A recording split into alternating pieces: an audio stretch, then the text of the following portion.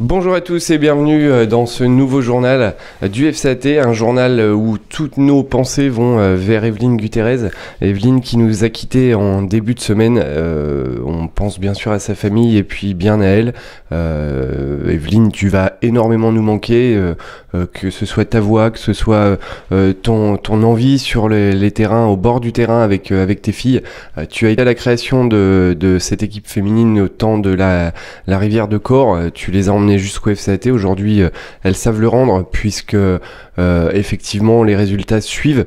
Il y a maintenant 2 équipes féminines au sein du FCAT et 3 Jean-Pierre et tout ça a commencé avec toi Evelyne, donc on pense bien à toi, bien à ta famille, José, Eva, Lucas et puis Julien, on pense bien à vous. On fera dans la semaine un petit reportage sur toi Evelyne pour j'y arrive plus mais voilà, un petit hommage pour toi. Voilà, on t'aime fort et veille sur nous de là-haut. On va maintenant passer au résultat du week-end avec toi Fred. Je vous dirai bonjour tout à l'heure. Donc on commence avec les U15 et un match nul 1 partout de la PH face au Stade de Reims. Défaite de la 2 7-0 contre Footsen et défaite de la 3 4-1 à l'Entente Ours Rissé. En U17, match nul de la PH 4 partout à Fagnières et victoire de la 2 11-1 face à Aube Sud Loisirs. En U19, match nul de la DH 1 partout face à l'AFMR.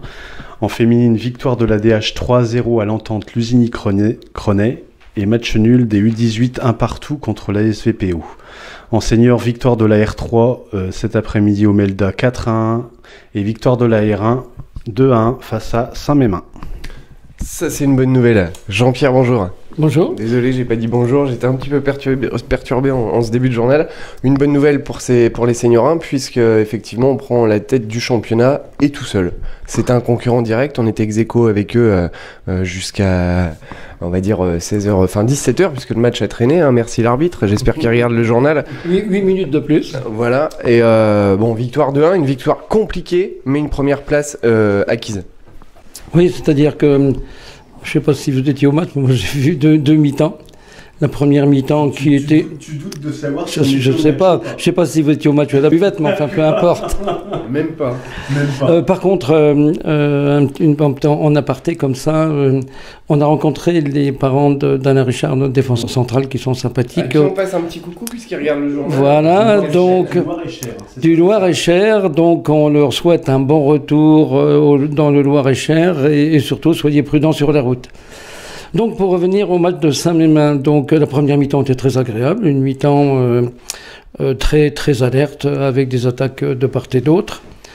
Donc on est au score 2-1, mais Saint-Mémin a raté 2 occasions assez flagrantes en première mi-temps.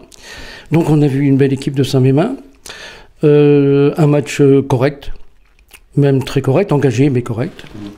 Puis une deuxième mi-temps totalement différente avec un arbitrage un peu bizarre qui a haché le jeu en permanence. On s'est retrouvé à 9 pendant normalement 10 minutes, mais ça a duré 14 minutes, je crois.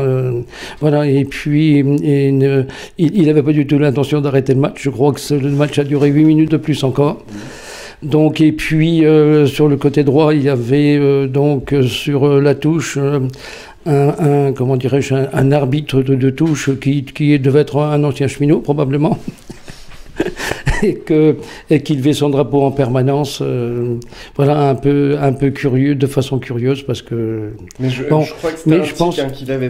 Oui, c'est ça, oui, c'est ça, oui, je pense qu'il avait un tic. Donc voilà, mais donc à la fin, bon bah c'est un match gagné 2-1. Bon bah c'est ce qu'il faut retenir. Alors peut-être aussi que les autres saisons, peut-être qu'on n'aurait pas gagné ce match-là parce que l'équipe de Saint-Mémin, je pense que ils peuvent peut-être nous donner un coup de main parce que je pense que ils vont être durs à jouer. Ils ont une belle équipe qui joue bien au ballon, donc et puis avec le courage qu'on leur connaît. Voilà, donc c'est mon analyse du match. C'est une équipe qui lâche rien, hein. Jusqu'au bout, ils ont tout tenté. On a Aurel Daval, hein, qu'on connaît bien, qu'on a eu au club, qui fait très mal devant. Heureusement, on a quand même 2 arrières latéraux. Je sais que il y a 2 semaines, centraux, pardon, où tu parlais justement, on n'oublie pas les latéraux, mais où tu parlais des arrières centraux qui ont fait un match énorme aujourd'hui, hein. Oui, je pense qu'en première mi-temps, ils ont un peu trop joué avec le feu. Et d'ailleurs, le premier but que l'on prend, c'est parce qu'en fait, ils ont fait un peu d'excès de zèle. Par contre, ils ont été remarquables en seconde mi-temps. Ton analyste, Fred, sur le match? Je suis d'accord avec le président, excuse-moi. Assemblée générale, c'est entre nous. Non, mais je suis d'accord avec le président sur le fait qu'il y a eu quand même 2 périodes dans le match. Une première période où on a eu du mal à commencer quand même. Il a fallu le but quand même pour qu'on commence à développer un peu notre jeu. Ça a duré 20-25 minutes où vraiment on a dominé dans tous les sens du terme. On a joué au ballon, on a essayé de construire, c'était franchement intéressant. Bon, on s'est fait revenir au score juste avant la mi-temps. Et puis la deuxième mi-temps, j'ai vu une belle équipe de Saint-Mémin quand même qui a vraiment bien joué au ballon, qui nous a baladé entre guillemets dans certains moments. Ça fait peur quand même parce que on n'était pas à l'abri de l'égalisation, voire pire en deuxième mi-temps. Enfin, moi c'est ce que j'ai vu, sachant que l'arbitrage était franchement c'était un peu olé quoi. Et j'ai rien contre l'arbitrage en matière générale, mais c'est vrai que j'ai vu des hors-jeux sifflés, enfin bref, on va passer. Il n'empêche que le tout faisant, si on revient déjà avec la victoire, moi je dis que c'est un très bon résultat pour le FCAT, et j'en ai discuté avec Stéphane Sogi parce qu'il était là, donc j'en ai discuté 5 minutes avec lui. C'est vrai que le nul n'aurait pas été démérité aussi. On n'aurait pas crié scandale au nul du Saint-Mémin contre le FCAT. Voilà. Résultat, bilan, on est premier du championnat et tout seul. C'est la victoire qui compte, hein, le plus important c'est la victoire.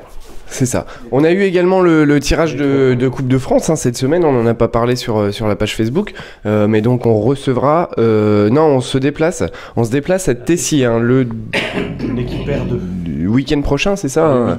Donc tu l'auras certainement dans les matchs du week-end prochain. Mais déplacement à Tessy, un bon tirage. Non, mais je ne sais pas, parce qu'en fait c'était Hervé Promptor qui était, comment dirais-je, au tirage. Alors, peut-être qu'on va lui demander de repartir la prochaine fois, mais enfin, on sait que c'est un bon tirage qu'après le match. Hein. Bien sûr. Parce que, vous savez, de toute façon... sur le papier, c'est quand même... Oui, mais donc, disons que le tirage aurait pu être plus compliqué. La course continue, et puis espérons encore aller plus loin. Dimanche, on le saura dimanche soir, hein. Écoutez, on va faire une petite pause et puis on se retrouvera juste après. Il y a pas mal d'infos, hein, sur le club cette semaine, de choses qui se sont passées, et puis on terminera avec les matchs du week-end prochain, et puis on se retrouve juste après ça.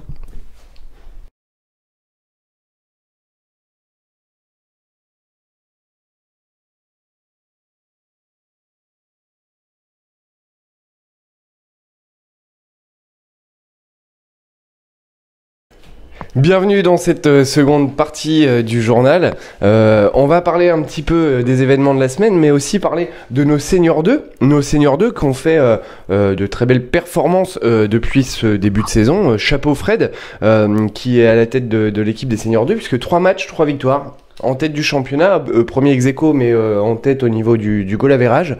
C'est important aussi d'avoir une équipe réserve qui tient la route, puisque premier, nos 2 équipes seniors sont premières. Oui, non, mais c'est bien. Donc, je pense que Fred apporte sa patte, et puis je pense qu'il a beaucoup progressé aussi avec les différents entraîneurs. Bon, puis on connaît ses qualités, sa rigueur, donc on connaît Fred, et donc il fallait aussi qu'à un moment il prenne la responsabilité d'une équipe, et puis pour l'instant ça se passe très bien, donc on va espérer que ça va continuer. Il y a un bon groupe également, puisque Apparemment, il y a eu pas mal de recrues, et puis les joueurs jouent le jeu, ce qui n'était pas forcément le cas les années précédentes. Certains jouaient le jeu, mais d'autres non. Il y a eu des matchs où c'était presque difficile d'être 11 en Senior 2, Fred. Bah, c'est vrai que les débuts d'année, ça va toujours bien avec l'équipe réserve, et puis ça tombe rapidement, quoi. On a vu ça l'année dernière, où on a commencé tonnerre, tambour battant, où on avait éclaté, je crois, je sais plus qui, enfin bref, 11-1 ou un truc comme ça, là. Ouais, voilà. Donc on avait commencé tambour battant, et puis arrivé au 4e match, on s'est écroulé, on a tout perdu pour finalement on aurait assumé jusqu'au bout. Je pense qu'on aurait même pu monter l'année dernière. Donc bon, c'est sûr que c'est un très bon début de saison, mais il faut que ça continue. Mais le fait d'enchaîner 3 victoires d'affilée, c'est peut-être justement un point positif aussi pour les joueurs. Les 3 victoires, oui, mais les 3 victoires, on les a eues aussi la saison dernière. Donc, mais je pense que Fred saura créer un groupe. Le tout, c'est qu'il y ait une mayonnaise qui prenne, et puis qu'ils comprennent que de toute façon, le club a besoin d'une équipe 2, parce que l'équipe 2, c'est la future équipe 1 aussi. À savoir que l'objectif des seniors 1, c'est la montée en National 3, donc je suppose que pour la 2, il serait important de monter également. Oui, non, mais ce serait intéressant, effectivement. C'était aussi notre souhait l'année dernière qui n'a pas été réalisé. Espérons que cette année, les choses se passeront mieux, voilà. Maintenant, encore une fois, Fred, on le connaît, donc on sait que c'est un garçon sérieux, et donc qui saura manager son groupe et puis créer un esprit d'équipe. Il y a les seniors 1 et 2 travaillent ensemble aux entraînements avec Jean-Louis, Fred, non? C'est vraiment 2 groupes séparés? Les seniors 2 travaillent avec les U19, normalement, ce que j'avais compris. Voilà. D'accord, mais les seniors 2 ont déjà, ont déjà joué avec la une. Hein. Qui est étoffé. Il y a un groupe senior 1 qui est étoffé, et il y a le groupe du dimanche après, voilà, que Jean-Louis Montero prend, et puis les autres qui jouent avec la réserve. Mais bon, 3 matchs, 3 victoires, premier. Nos 2 équipes sont premières. Oui. Essayons de faire coup double cette année alors. Non, mais de toute façon, il vaut mieux bien commencer.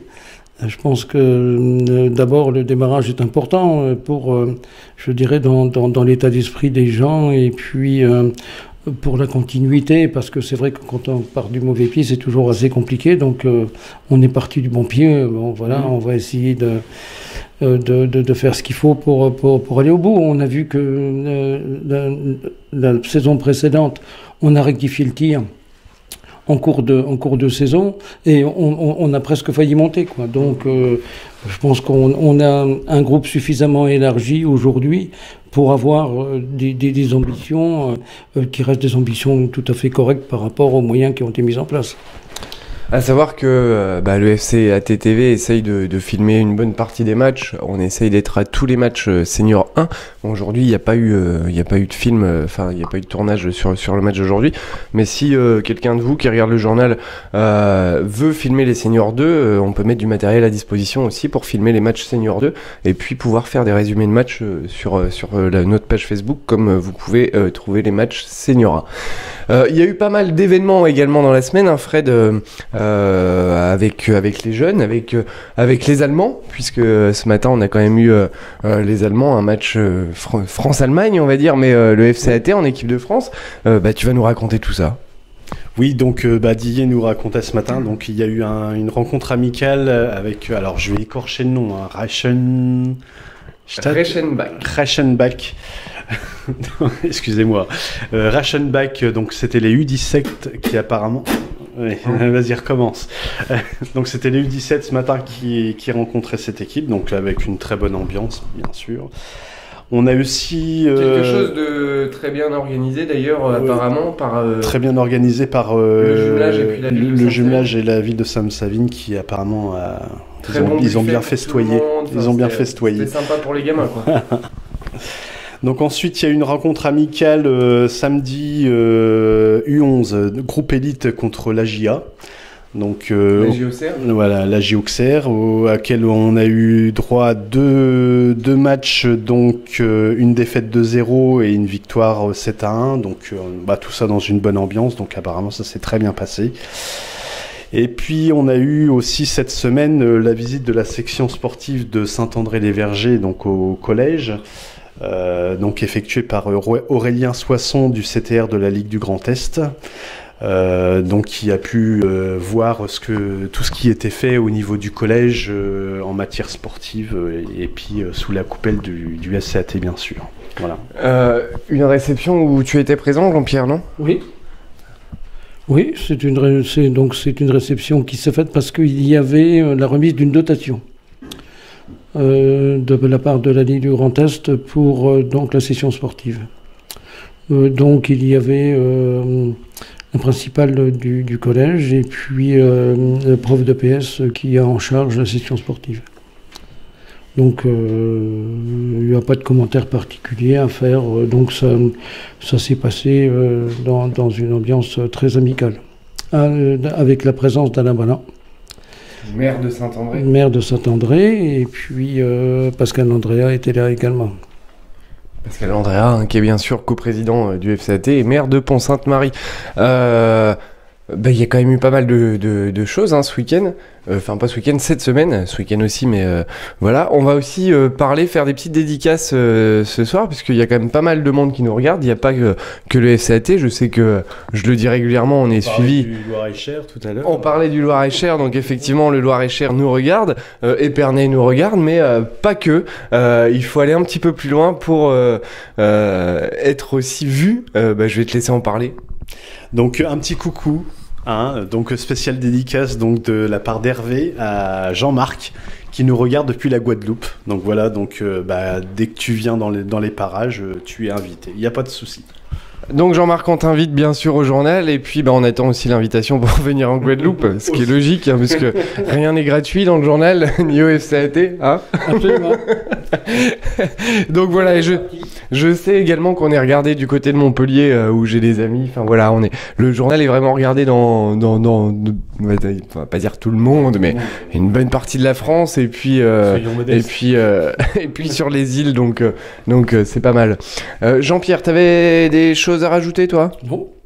Je suis pas venu avec mes réponses aujourd'hui. C'est exceptionnel, ça. Non, oui, écoute, on parlera d'AG quand le moment sera venu. Quand je serai président ? Oui, écoute, si c'est ta vocation, il n'y a pas aucun souci. Mais encore faut-il que tu te portes candidat. Voilà. Et tu fais ta campagne, Mais je suis en train de faire imprimer les affiches. Bon voilà, on a eu quand même pas mal de bons résultats ce week-end, de bons moments cette semaine. On va maintenant passer au match du week-end prochain, puisqu'on aura d'ailleurs la Coupe de France qui revient. C'est quasiment une semaine sur deux en ce moment, mais c'est toi qui vas nous raconter tout ça, Fred. Donc on commence avec l'école de foot et les U13 Excellence qui évolueront en plateau à Bar-sur-Seine. En U15, la PH se déplace à Reims-Sainte-Anne samedi 7 à 15h30. La 2 se déplace à Rosières samedi 7 à 15h et la 3 reçoit l'Entente Lusigny-Crenay samedi 7 à 15h également. En U17, la PH reçoit la FMR dimanche 8 à 10h et la 2 se déplace à l'Entente Lusigny-Crenay samedi 7 à 15h. En U19, l'ADH se déplace à Murigny dimanche 8 à 15h. En féminine, l'ADH se déplace à Montherme dimanche 8 à 15h. Monthermé. Ah, excuse-moi, je suis pardonné. Donc, et les U18, excusez-moi, l'équipe de Monthermé. Les U18 recevront quant à elles Haï. C'est bien Haï dans la Marne, samedi 7 à 14h30. Enfin, pour terminer, notre équipe Fagnon évoluera pour le compte du 5e tour de la Coupe de France à Tessy, équipe R2, dimanche 8 à 15h. Très bien. N'empêche, il nous reste plus beaucoup de tours en Coupe de France pour aller au 7e tour. Même un, puisque le tirage du 7e, c'est au tirage du 7e qu'on va à Paris. Que tu vas à Paris ? Qu'on va parce que... Vous y allez en couple ? Du coup, on y va en couple. Oui, tu conduiras, Pierre. Puis, Tu fais ça. donc, après caméraman, il est chauffeur. Non, après, je sais pas si c'est tous les ans pareil, puisque là, on était à Charletti il y a quelques années, mais je sais pas si là, ça... Non, mais je sais pas. Bah, tu devrais savoir, tu veux m'emmener Non, quelque part, je tu sais sais pas où. Non, mais C'est pas Madame Soleil, hein, j'ai J'ai pas un de boulot pour tirage ça. au Grand Est le tirage prochain. ça s'appelle président. Strasbourg. À Strasbourg, le tour prochain, c'est à Strasbourg. Ouais, mais c'est pas grave, le tour prochain, Donc, nous, il nous en la faut encore. choucroute est sur mon compte. On va manger de la choucroute. Déjà. Ah, c'est sur le compte de Jean-Pierre. Bah, il faudra laisser ta carte bleue, par contre. Parce qu'il y a des Alsaciens Non. aussi. Vous ferez une note et puis je vous rembourserai en conséquence. Non, on n'avance se rien. méfie de tout Hein ça, nous. À d'autres. Ah bah, Non, mais fais-le à petit jeune de 25 ans, il n'y a pas de problème. Hein.